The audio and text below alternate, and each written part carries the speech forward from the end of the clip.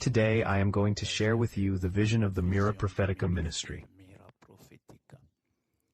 how Jesus called me and what I had seen. And I will share this great vision that I had seen. That day it was in the middle of the night after a few days of prayer. While I was sleeping in the middle of the night, I heard someone talking. Someone was talking in the middle of the night. They were talking. They were talking. They were talking. At first, I didn't pay attention to it. I thought it was a dream. But over time, I understood that it wasn't a dream. It was someone actually speaking in the house. After thinking it over, I told myself, but who is the one that can start talking in the middle of the night? It was around 2 or 3 in the morning.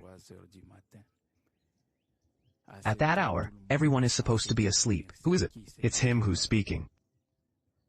And it wasn't a voice typical of the people who were in the house. It was the voice of a stranger. After thinking it over, my anxiety increased. I was thinking to myself, but who is this visitor that came to the house? At this hour of the night, he started to talk. And he spoke in quite a loud voice, but he talked endlessly. He talked. He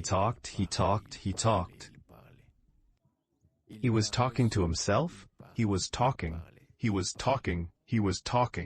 And that voice so often heard, I could hear it in my ears. And I was still on the bed sleeping. And finally, I told myself, no, I need to open my eyes and understand, because that voice felt like it was even in the room where I was. I need to open my eyes to understand what is happening. Who is this person? Who is this stranger who entered the house and keeps talking all night long without end? They were talking endlessly. They were talking. And what was special? They spoke all the languages of the earth. Languages that I knew, languages that I did not know. I had recognized the French, English, Portuguese, and then other languages, and so on, even local languages, national ones.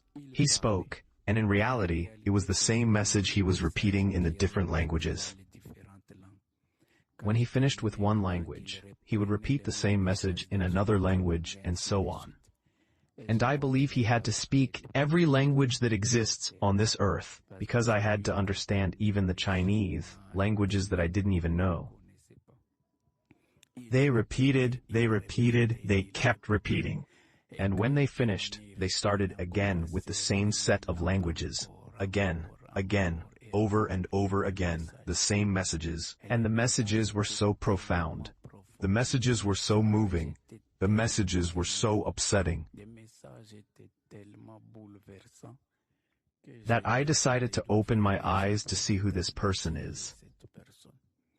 And in this message, it was a person who was deeply affected. It was a person who was profoundly saddened. It was a person who was deeply disappointed about something. It was so strong that I wanted to open my eyes to look, to ask that person what the problem was that put them in that state. And then I opened my eyes. And what I saw troubled me even more. When I opened my eyes, I found myself no longer in the room.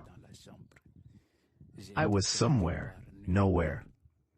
And where I was, there was someone who was suspended in the air. He wasn't very far away, but he wasn't quite on the ground either. His feet were hanging. I looked at this person. He looked like a young man. He was wearing a long white robe, and he was